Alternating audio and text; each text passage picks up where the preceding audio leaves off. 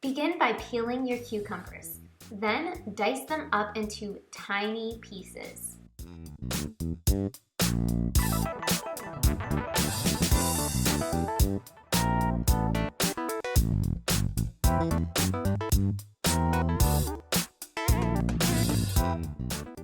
Next, prepare your rice according to the directions on the package.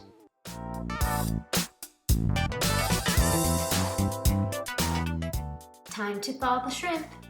Again, it's best to follow the instructions on the package. So what I did is I poured my shrimp into a colander and I ran some cool water over it. The whole process took about 5 to 7 minutes. And you will cut the shrimp up into tiny pieces, just as you did with the cucumbers.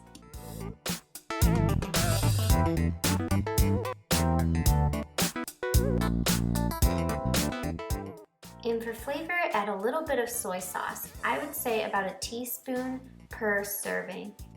All right, it's time for the avocado. Put it into a bowl and use a fork to mash it up. I also add just the tiniest hint of garlic powder for flavoring. You can season the rice however you'd like. I like to use a pinch of onion salt and a little bit of garlic powder as well. And then you can add a bit of pepper like I did here. Of course, you can always add additional spices if you want it to be spicier, but I kept this pretty mild and simple since some of our kids will be eating it.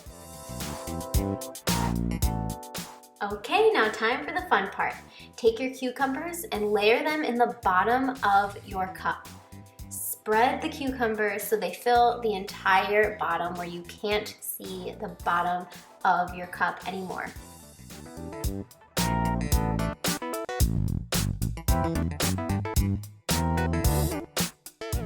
Just like that. And then you can go ahead and add your avocado mixture in there, and again cover the entire circle and press it down a little bit, and then you can go ahead and add your shrimp.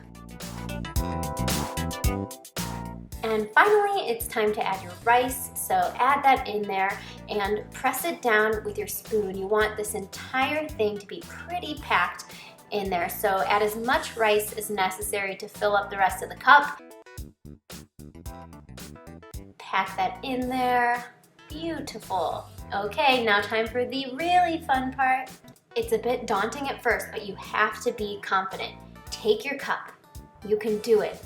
And then just give it a flip, and if it's stuck in there, you can jiggle it a little bit, and voila! You have your beautiful shrimp stack.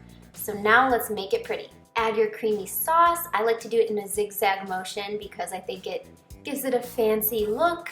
And then on top of that, you can dress it up with a spice mixture. I am using the Everything But the Bagel seasoning from Trader Joe's. I love that one, but any seasoning with some sesame seeds, maybe a little bit of ground pepper will do just fine. So there you have it, and these are so quick to make once you have the ingredients prepped. Perfect if you have a sushi craving and just want to make something similar at home, or you are avoiding meat. Additionally, if you don't want to make the stacks, you can just mix it all up in a bowl and it tastes pretty good too. One more thing, my husband's birthday is coming up, and as I was in the middle of editing this video, he received this card and I thought it was perfect to share because I know you can see it, but it says A Brief Guide to Avocados. And I thought it was funny because I'd used them in the video and they were getting a little bit brown, so I thought that was funny.